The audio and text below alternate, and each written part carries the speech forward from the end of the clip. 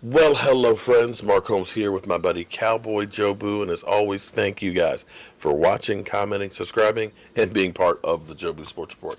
Without you guys, man, you know it doesn't work without you guys. So let's get open for business and let's wake up the football gods up here. Wake up. Now, I got to tell you, some of you Cowboy fans, man, get a grip. You take things too seriously. I got some people that are calling me out and saying, you know what, that damn Joe Boo is not really a Dallas Cowboy fan. He's got the bag on his head, and this is just a bag, okay? In reference to the New Orleans Saints that came out because they were so embarrassed about being New Orleans fans, they wore bags, okay? It's a joke. It's just comedy. But they're saying that Joe Boo's not a real Cowboy fan because he's not holding his head high. Oh my God. His head is actually held high. It just happens to have a bag on it. But I got to tell you, I've been a Dallas Cowboy fan all my life. I was around and alive when the Ice Bowl happened. I don't remember it. I was only 2 years old. I remember bits and pieces of that first Super Bowl and my dad being dejected against the Colts. I remember, remember the joy of beating the Miami Dolphins. I've seen the highs, the lows. I've seen the great Tom Landry coaching. I saw the Jimmy Johnson. I've seen the 1-15. I've seen it all. And I got to tell you, I'm not happy with where we are. My son doesn't hardly remember the last time we were in the Super Bowl. There's a whole generation of Cowboy fans that have never experienced that. And as we look at the ineptitude of Jason Garrett, and I know a lot of people say, you know what, don't blame Jason Garrett. You know, maybe it's the players. You know what, it's not. As I watch other teams and other games today, and you see deception, you see trickery, you see innovation, you see players that are motivated, all things that we are lacking here with the Dallas Cowboys. And maybe it's just time for a change. You know, when you think of Andy Reid, who had been with the Eagles, had a great career with the Eagles, but it was time for him to go elsewhere. As you see, you know, Kansas City beating New England in New England right now. It wasn't that he couldn't coach, it's just that his time had worn out.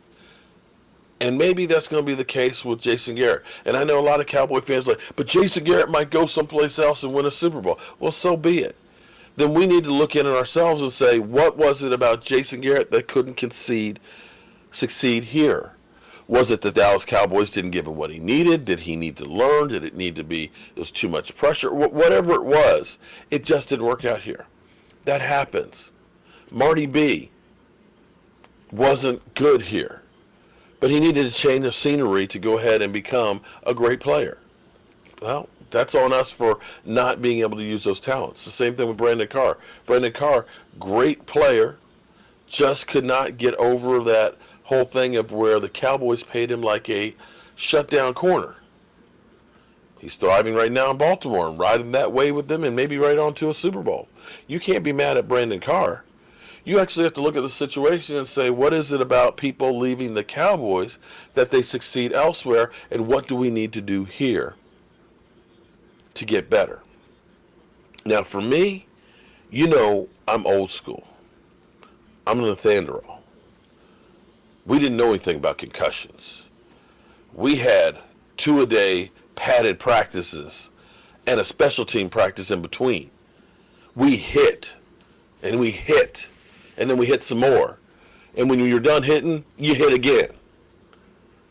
We didn't ask for, you know, when we started, we just got water breaks, you know, and you were thought if you asked for water, you were weak. We weren't, I need a break. You didn't get a break. You got a break when the coach told you. And as I see this team, one of the things to me are lacking. Now, I don't know who we're going to get for a coach. I know Urban Meyer and Lincoln Riley are guys that are at the top of the list, bringing in college coaches and things, you know, and I don't know who it's going to be. Now, I will caution people and say, just because you're bringing in a college coach doesn't mean it's going to be successful. In fact, more times than not, those college coaches are not successful. The big name ones, very few are Jimmy Johnson. Most of them are more of Chip Kelly. For me, I want to go old school. We went from Bill Parcells, who was a disciplinarian, to Aw Shucks Grandpa, to Jason Little League Clapper as a head coach. As I look at my team out there, and I look around at these other games today, what I see around the NFL is I see innovation. I see teams using flea flickers and misdirections, disguising what they're trying to do. I see defenses like New England have everybody stand up and confuse the offensive line into getting a penalty. I see players that are fired up and excited and flying to the ball where they're putting 11 hats on a tackler. And these are all things that I don't see with my Cowboys. And this is why I like a coach like Ron Rivera. And I'm going to finish that story I started with you guys before about my days at JMU. But I just want you guys to listen to this and understand there's going to be some cussing.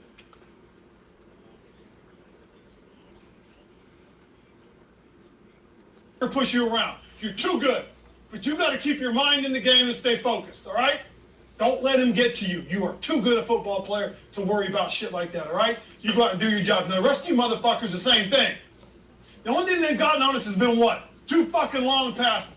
You have to challenge these fucking guys. You can't sit there and accept it.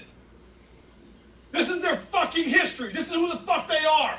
They expect you guys to fucking roll over. You can't. You got to defy them and challenge their asses. You got to fucking hit the goddamn center in the fucking mouth. That's how you beat these goddamn teams. These fucking teams come out because they think they got big balls. And they challenge your ass. Well, fuck them. Challenge them back. Find out what they're really made of. We got 1 fucking half of football left. 17 points. We've come back from 17. In fact, we fucking kicked the shit out of somebody with 17. Get your heads out of your ass and play. You don't let that fucker. Wow. I don't know about you, but I'm ready to run through a brick wall right now. Can you see Jason Garrett doing that and somebody being excited about Jason Garrett? I don't know what goes on in the locker room because I'm not there. I just don't think that that's in his DNA. But see, that's a coach who is out there putting a foot in ass and holding people accountable. But what you also notice in there too is that player, I'm not sure who it was, evidently he made a mistake. Instead of blasting him, see, this is the key on things. As a head coach, you got to understand when you need to put a foot in the guy's ass and when you need to go ahead and coddle him. When you need to give the man a hug. And see, he got on that guy. You know what? You screwed up. But you got this. The rest of you MFers, go out there and put a... Okay, you got what I'm saying.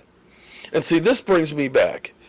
I told you guys how I originally played football at JMU. I was a scout teamer. I walked on. Tore my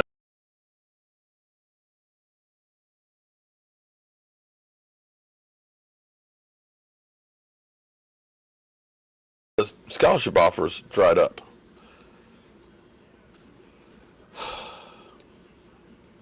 The scholarship offers dried up.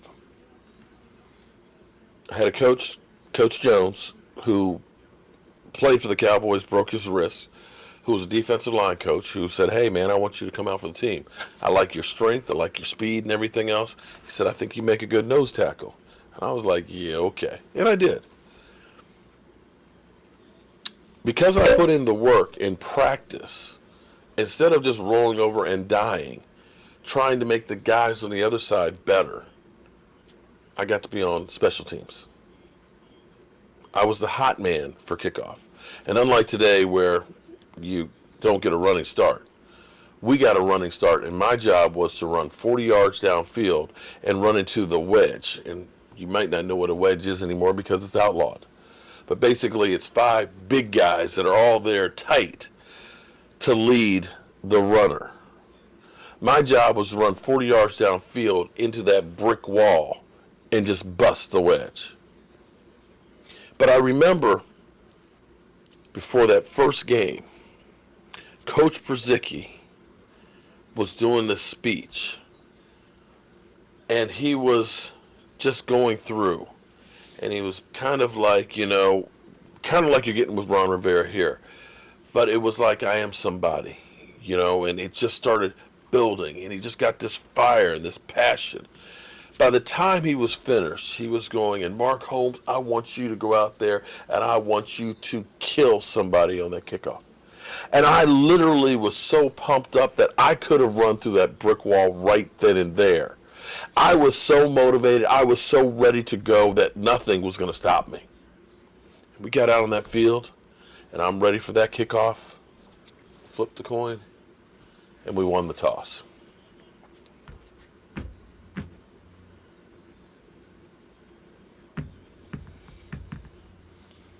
Went back behind me, got some Gatorade. It's going to be a while before we kick off. We ran the ball all the way back.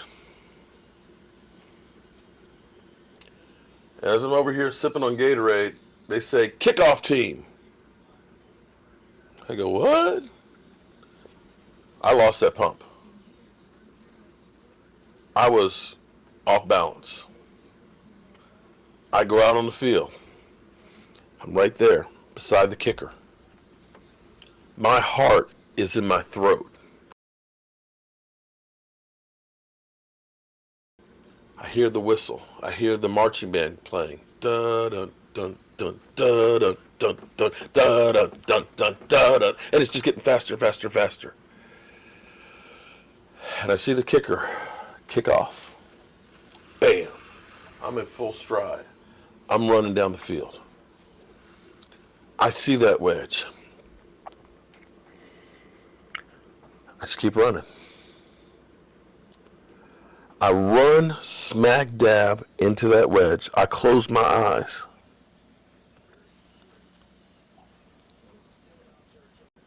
And I was on the ground. I was on the ground, and I got people pounding back in my helmet. And I'm like, the fuck? The fuck? What? And underneath of me, on the 12-yard line, is the ball carrier. It's a true story. Against the University of Richmond in the Oyster Bowl, 1985. I hit the wedge, split between two guys. My momentum carried me right into the returner and took him down, just like that. The point of this is not to make fun of myself, which actually I did.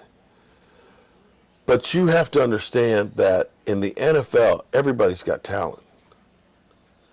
But you have to be able to get an edge from your coaching to put you in positions to get something that's going to motivate you just a little bit more, something that will give you a spark, something that will excite these guys and motivate them so that way they're all flying to the football.